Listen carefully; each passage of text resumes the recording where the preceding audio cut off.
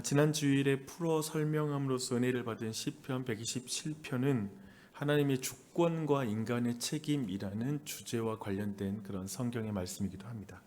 하나님이 집을 세우지 않으면 세우는 자의 수고가 헛되다. 여호와가 성을 지키지 아니하시면 파수꾼의 경성함이 헛되다라고 말하고 있죠. 이 말씀은 인간의 책임, 어떤 인간의 행함이 필요 없다. 그거 쓸데없는 것이다.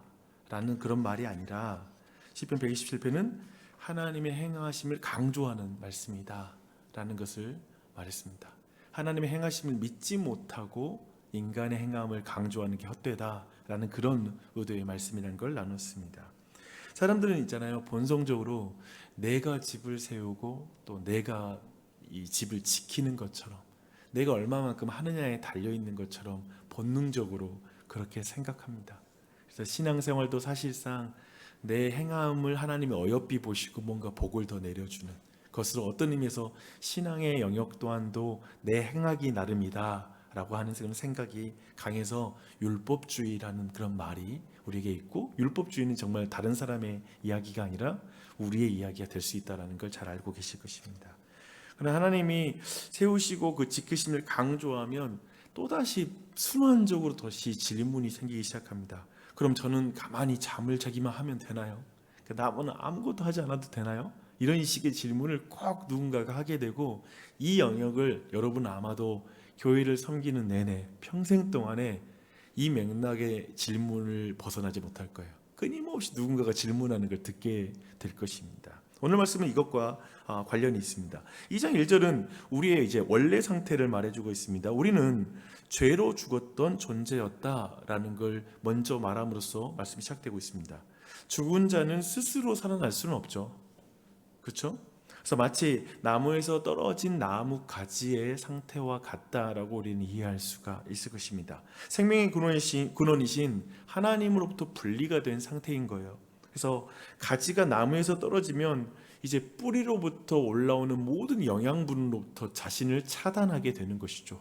그래서 그게 바로 죽은 상태라고 말할 것입니다. 근데 한번 생각해 봐요. 죄인은 어떤 영양분으로부터 단절되는 것일까? 도대체 어떤 영양분인가? 라고 봤을 때 죽은 자의 삶이 무엇을 먹고 사는지를 말하고 있는 2절과 3절을 보면 좀 하나님으로부터는 영양분이 뭔지 우리가 알 수가 있어요. 2절과 3절입니다.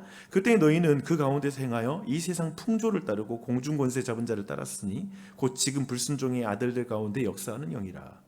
전에는 우리도 그 가운데에서 우리 육체의 욕심을 따라 지내며 육체와 마음에 원하는 것을 하여 다른 이들과 같이 본질상 진노의 자녀였다 라고 이렇게 말하고 있습니다. 그러니까 2절을 보니까요, 죄인들은 세상의 풍조를 따라 살아갔다라고 이렇게 말하고 있죠. 그 세상의 풍조가 그들의 영양분인 거예요. 다르게 말하면 세상의 말을 듣고 살아갔다라고 말할 수 있고, 그리고 그 세상의 말은 누구로부터 나오는 거라면 세상을 지배하는 자, 공중 권세 잡은 자로부터 나온 말을 듣고 사람들이 살아갔다라고 이렇게 말하고 있죠. 그리고 그런 의미에서 공중 권세자가 말하는 세상의 풍조는 3절에서는 사람들의 육체의 욕심을 굉장히 자극하는 것이라서 매우 달콤하죠. 그리고 많은 사람에게 인기가 있습니다. 그리고 많은 사람이 이것을 즐겨 찾게 되는 그런 음료라고 말할 수가 있을 것입니다. 이렇게 보면 하나님이 우리에게 주신 영적인 양식은 명확해집니다. 그분으로부터 오는 것은 무엇입니까? 생명나무이신 하나님께 붙어있는 자는 그런 의미에서 하나님의 말씀이라는 영양분을 받게 되는 거죠. 세상 풍조가 아니라 하나님의 말씀이라는 영양분을 받는, 즉 하나님의 말씀의 지배를 받는 자가 하나님의 백성이고, 이 세상의 풍조의 지배를 받는 자가 마귀의 백성이라고 말할 수가 있는 것이죠. 그런 의미에서 생명나무이신 하나님께 붙어있는 가지는 반드시 말씀을 따라 행하는 하나님의 백성입니다. 이 정의를 기억하십시오. 생명나무이신 하나님께 붙어있는 가지는 반드시 말씀에 따라 행하는 하나님의 백성입니다. 이것이 구원의 전체 그림이에요. 지금 사도 바울이 먼저 이 구원의 전체 그림을 우리에게 그려주고 있습니다. 이것을 기억해 두시고 이제 4절로 들어갈 차례가 됐습니다. 이제 사도는 죽은 가지를 구원하기 위해서 하나님이 얼마나 은혜로운 행위를 하시는지부터 이제 이야기를 시작하고 있습니다. 4절과 5절입니다. 긍휼이 풍성하신 하나님이 우리를 사랑하신 그 큰 사랑을 인하여 허물로 죽은 우리를 그리스도와 함께 살리셨고 너희는 은혜로 구원받은 것이라 라고 말씀하고 있습니다. 이 말씀은 구원의 근원과 구원의 방법 두 가지를 본문에서 말해주고 있습니다. 나무에서 떨어진 가지처럼 이미 죽어서 시들어가던 우리를 다시 살린 것은 긍휼이 풍성하신 하나님입니다. 그러니까 여기에서 시작된 거예요. 그분이 긍휼이 많지 않았다면 시작할 수 없었던 이야기인 거죠. 우리가 먼저 하나님을 사랑한 것이 아니라 하나님이 먼저 사랑하셨기 때문이다. 그분이 사랑이 많으세요. 그게 시작이에요. 우리의 구원의 시작은. 그렇죠? 그것이 구원의 근원입니다. 그리고 구원의 방법은 뭐냐면 예수 그리스도입니다. 본문에서 그리스도라고 말하고 있죠. 저는 종종 그 유튜브에서 제가 좀 종종 보니까 또 알고리즘이 된 것 같은 영상이 하나가 있어요.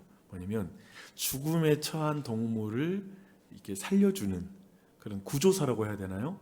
그런 분이 이제 가진 그런 영상들입니다.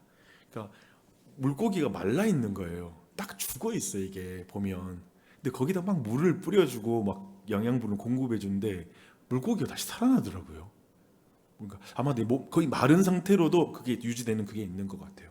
또 한편에 막 이구아나가 말라 있어. 그래서 보면 말라 있는 것 같은데 물을 막 입에다 넣어주면 어느 순간 이제 생기를 찾고 영양분을 통해서 얘가 활발하게 이렇게 살아나는 모습을 보게 돼요.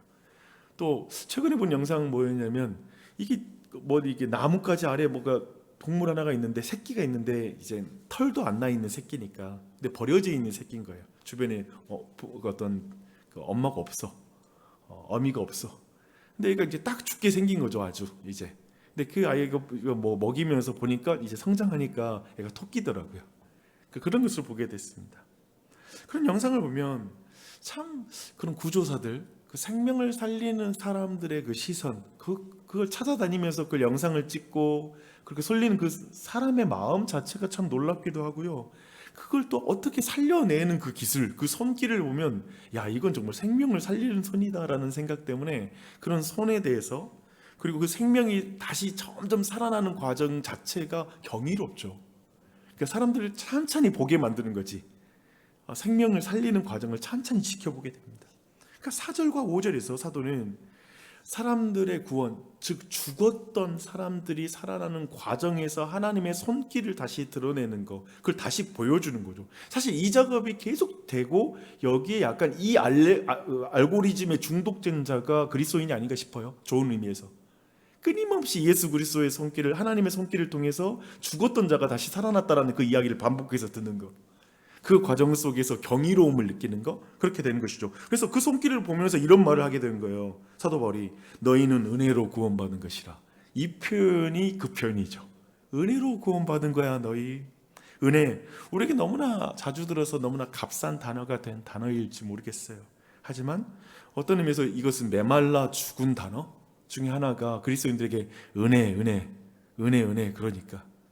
그러나 이 아침에 여러분 이 의미가 우리에게 새롭게 와닿는 그 은혜가 여러분에게 넘치기 바랍니다. 은혜라는 단어가 내 안에 새롭게 돼야 되는 것 같아요.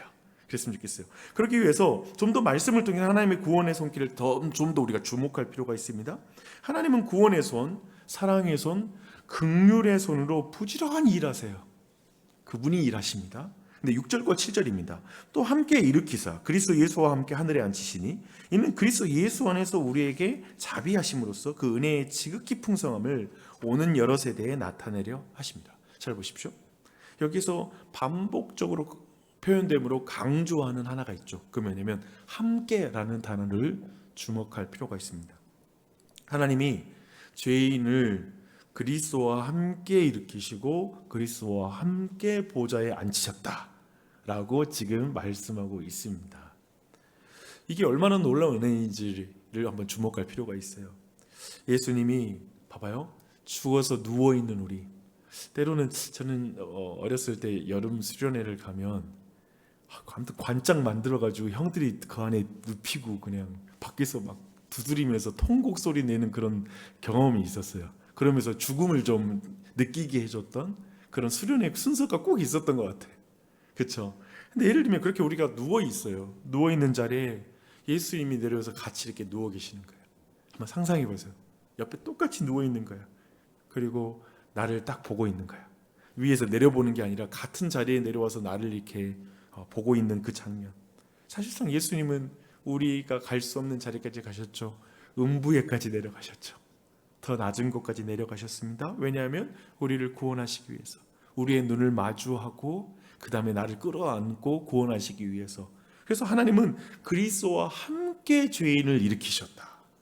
그리스도와 함께 죄인을 일으키셨다 라고 말씀하고 있고, 그것도 은혜인데 우리를 하늘의 보좌 위에 그리스도와 함께 앉히셨다 라고 말씀하고 있습니다. 이건 이미 완료형입니다. 하나님 그렇게 이미 하신 거예요. 얼마나 큰 은혜인지를 묵상하는 거예요. 내가 지금 얼마나 비참한 형편에 지금 처해 있는지, 얼마나 내가 지금 어려운 상황에 있는지 몰라요. 하지만 그리스도와 함께 내 신분과 내 위치는 하나님의 보좌 우편입니다. 이 사실을 기억하십시오. 여기서 우리는 은혜를 발견하는 거죠. 죽어서 말라 비틀어지고 있었는데 예수님의 보혈과 그 살을 먹이시고 살리셔서 이미 그 자리까지 올리신 이 영상을 다시 이 시간 보는 거예요. 그렇죠? 이 은혜가 모두에게 넘치길 바랍니다. 여기서 지금 주목할 것 뭐냐면 사람이 행한 게 아무것도 없습니다. 인간의 행위는 없어요. 그래서 사도는 외칩니다. 다시 8절, 너희는 그 은혜에 의하여 믿음으로 말미암아 구원을 받았으니 이것은 너희에게서 난 것이 아니요 하나님의 선물이라. 하나님의 선물이라 라고 말합니다. 참으로 구원은 하나님의 선물입니다. 우리의 행위에 대한 보상이 아닙니다. 그래서 9절, 행위에서 난 것이 아니니 그 누구든지 자랑하지 못하게 하렴이라 라고 말씀하고 있습니다. 누구도 구원에 있어서 자랑할 수가 없습니다. 보상이라면 우리의 행위를 자랑하겠으나 은혜로 구원받았기에 자랑할 자가 아무도 없습니다. 그러니까 지금 이게 주목할 부분이요. 사도와 지금 성경 전체가 처음부터 끝까지 끊임없이 강조하는 게 이거예요. 이 출발이 그랬다라는 거예요. 근본적으로 이 출발을 기억해야 된다는 거예요. 그래서 출애굽 때에도 요단강을 건널 때에도 너희는 가만히 있어 주가 하나님됨을 알지어다. 하나님됨으로만 너희들이 구원받는다는 걸 알아야 돼. 이게 출발인 거예요. 이스라엘의 출발이고 교회의 출발인 거예요. 이걸 또 기억하고 또 기억해라. 그러니까 이건 매일 아침마다 우리가 기억해야 될 사실이죠. 하나님이 구원자이신 걸 기억하라. 하나님이 하나님됨을 아는 거죠. 이런 빌드업이 끝났잖아요. 그렇죠? 이런 강조점이 끝나고 이 모든 강조점이 또 한편에 10절을 향해서 달려가는 거예요. 이제 10절을 볼 차례입니다. 그래서 10절을 오해하지 않게 만드는 거예요. 애초에. 아주 앞에서 모든 오해를 제거하고 나서 이제 10절을 우리가 대하게 합니다. 10절을 함께 읽겠습니다. 우리는 그가 만드신 바라 그리스도 예수 안에서 선한 일을 위하여 지으심을 받은 자니 이 일은 하나님이 전에 예비하사 우리로 그 가운데서 행하게 하려 하심이라. 행하게 하려 하심이라. 먼저 이게 목적인 것 같은. 잘 보십시오. 이렇게 하나님이 홀로 우리의 구원을 이루심으로 하나님의 은혜만을 찬양하게 만든 것은 우리로 선한 일을 행하게 하려 함이라 라는 결론에 도달하기 위해서입니다. 그리고 선한 일을 하고 나서 스스로 자랑하지 않고 하나님의 은혜만을 찬양하게 만드는 게 하기 위함이라는 걸 또한 말해주고 있습니다. 앞에 있는 걸 제외하고 너희들 선한 일을 위해 지어놨으니까 선한 일을 행해야 돼 라고 말했다라면 우리는 바로 공로주의에 들어가겠죠. 바로 율법주의에 들어가겠죠. 그래서 뭔가 하나님의 사랑을 더 받아내기 위해서 내가 하나님 보좌 위에 올라가기 위해서 노력해야 되는 것처럼 모든 우리의 행위는 율법주의로 가겠죠. 그 모든 것을 거부하는 거예요. 이렇게 말하는 것입니다. 놀랍게도 하나님이 일하실 것이니 계속 가만히 있어라 라고 말하지 않아요. 도리어 아주 독특하죠. 우리로 그 가운데서 행하게 하려 함이라. 그 가운데서 행하게 하려 함이라. 다르게 말하면 은혜 안에서 새로운 삶을 살게 하기 위함이라 라고 이렇게 말씀하고 있습니다. 이것은 구원은 하나님이 행하신 것으로 이제는 성화는 이제 사람이 행해야 될 책임이야 라는 말이 아니죠. 그 가운데서잖아요. 그 말이 뭐예요? 오직 우리가 성화를 위해서 우리가 끊임없이 믿음으로 살아가는 삶 또한도 하나님의 행하심 가운데 연결되어 있다는 거예요. 그래서 이런 이미지를 생각할 수 있겠죠. 반드시 그리스도인들의 행함은 예수님의 행하심에 뿌리를 둬야지만이 맺을 수 있는 열매입니다. 뿌리는 어디예요? 뿌리는 예수님의 행하심에 내려가 있는 거고 그 행하심의 은혜, 구원의 은혜에 내 모든 믿음의 뿌리는 거기에 있는 거고, 거기에서 동기부여를 받아서 내가 행함으로 열매를 맺는 삶, 즉 예수님을 닮아가고 예수님이 내게 맡기신 일을 행하고, 그래서 예수님이 행하실 일을 지금 내가 행하고 대신 행하는 그 일을 감당함으로 하나님께 영광 돌리는, 그래서 그 모든 것 가운데 찬양은 은혜만을 찬양하는 거죠. 그런 거죠. 나무가 가지가 열매를 맺고 나서 야 내가 지금 열심히 햇빛을 받아서 내가 이 열매 맺었어 라고 말을 안 하는 거지. 뿌리에서 영양분이 다 올라온 걸 아니까 뿌리 때문에 내가 지금 이 열매를 맺을 수 있어요 라고 말을 하는 거죠. 그렇죠. 그런 의미에서 여러분에게도 다시 한번 여러분 모두에게도 이 한날도, 이 아침에도 이 기도의 시간이, 그리고 말씀 듣는 시간이, 아까 말했죠, 말씀이라는 영양분이 들어와야 된다고. 네, 아침부터 우리가 기도로 이렇게 쭉쭉 빨아먹고, 빨대도 이렇게 빨아먹어야 되잖아요. 어쩌면 우리의 순종이 필요한 것 같아. 말씀도 주고 은혜도 주고 딱 있겠는데, 우리가 쑥 빨아먹는 행위, 순종을 통해서 영양분이 내 몸에 들어오는 게 기도인 것 같아요. 그래서 이 아침에 기도하실 때에도 쭉쭉 받아들이자. 오늘도 말씀을 내가 받아들이고 하나님 기도하면서 하나님의 은혜를 좀 구하면서, 무엇보다도 예수님께 이 교회가 항상 예수님께 깊이 뿌리 박는, 그 하나님의 행하심에 뿌리 박는 교회가 되게 해주십시오. 그래서 그 은혜로부터 많은 걸 빨아들이는 교회가 되게 해주시고, 내 자신이 되게 해주시고 우리 가족이 되게 해주시고, 그러므로 말미암아 예수님의 성품의 열매를 맺는, 성령의 열매를 맺는 그 은혜를 부어주시옵소서.